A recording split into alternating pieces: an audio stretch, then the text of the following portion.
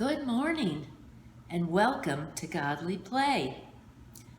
Over the last couple of weeks, Miss Helen has introduced us to a very interesting and important person in the Bible named Paul. You know, after Jesus was gone, the responsibility of spreading his message fell to other people.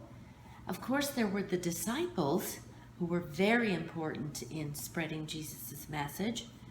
And in some of Jesus' last days, he told the disciples that that was going to be their job from then on. But there were other people who were important in spreading Jesus' message too. And one of those people was Paul. Now, Paul did a lot of traveling, went a lot of places, and met a lot of people. And that's one of the ways he was able to spread Jesus' message. I think Miss Helen also told you that I might have some maps to share of Paul's travels. And I do. I'm going to send you one of the maps of Paul's travels in the coming days. But let's start our story today with this map. Our story today starts in Philippi, up here near the top of the map. Philippi is in Macedonia, which surrounds the Aegean Sea. I think we have Turkey off to the right here and maybe Greece off to the left. I have to look at a bigger map. Remember, last week, Paul met Lydia in Philippi. Lydia was the woman who made the purple cloth. Purple cloth was very hard to make, and it was very expensive back in those days. Well, Paul and his friends Silas, Timothy, and Luke decided to stay in Philippi with Lydia so that they could meet some more of the Philippians, Lydia's friends, and other citizens of Philippi. Every day, Paul and Silas, Timothy and Luke would walk through the streets of Philippi on their way to pray. They must have had a special place that they went to pray, like a church or a park or something like that. Well, every day on their walk, they would see this servant girl on the streets and in the marketplace. She was always with these two men, and actually, she was more of a slave than a servant. The men owned her. Now, this girl was very strange. She said strange things and she acted in strange ways. But she would tell people's fortunes, and the men would charge people for the girl to tell their fortune, and then the men would keep the money. Every day as Paul and Silas were walking through the streets of Philippi, they would see this girl and the two men. And the girl would act in her strange ways and say very strange things. Paul was very curious about this girl and the strange ways that she acted. And finally, after days of this going on, Paul thought that he really needed to do something about it. He turned to the girl and placed his hand on her head and said, "Evil spirit, come out of this girl." And the evil spirit came out, and the girl stopped acting so strangely. But the two men were not happy about this at all, because the strange way that the girl acted was how they made money. The two men were very angry, and they dragged Paul and Silas into the marketplace and to what would be the equivalent today of the police station. The authorities, they told the authorities there that Paul and Silas had caused a lot of trouble in the city. And in addition to the authorities, a crowd of people formed and they all got very angry. They pulled Paul and Silas's coats right off their backs.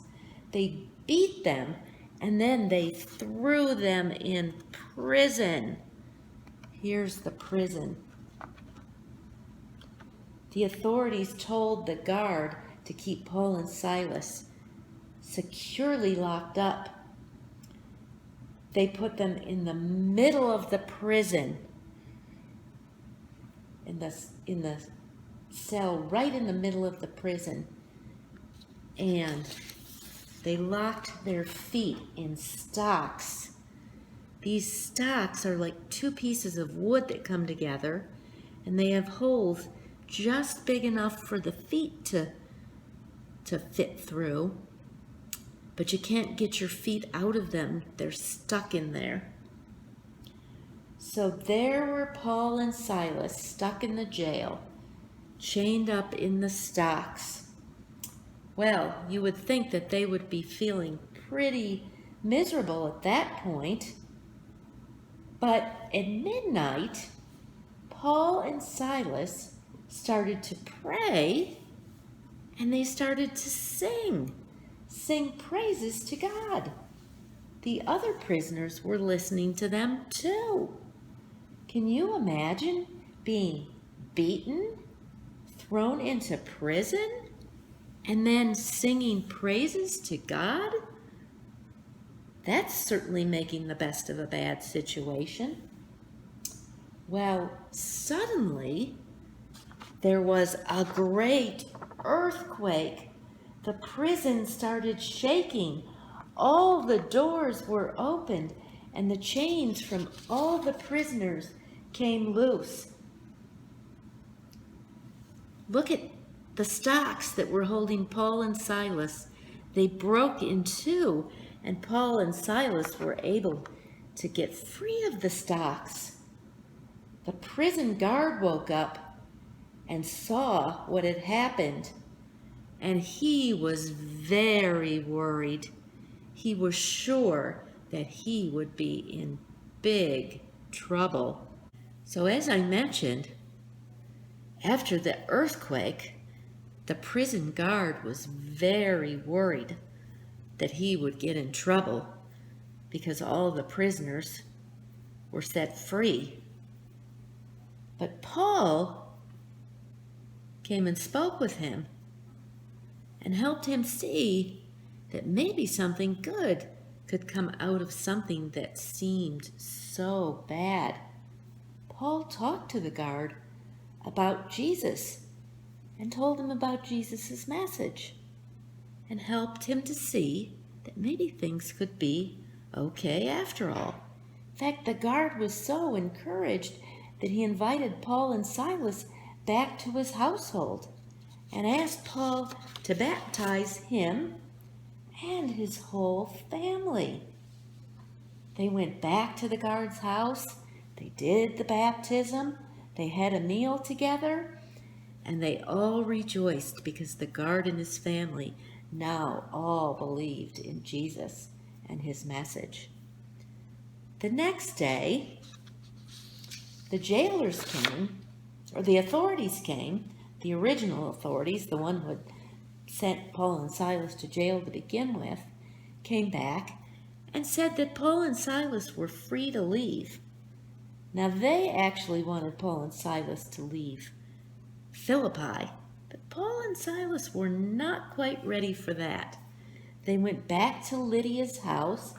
They stayed with Lydia and her family for a little while longer, met some more people, talked to more people about Jesus, and then they left Timothy and Luke with Lydia, but Paul and Silas went on their way for more travels. So next time, let's get out some more maps, find out a little bit more about Paul's travels, and see who he meets and who he's able to spread the message of Jesus to. I hope you all have a good week. I hope you've enjoyed this story of Paul, and we'll see you again real soon at Godly Play. Bye-bye.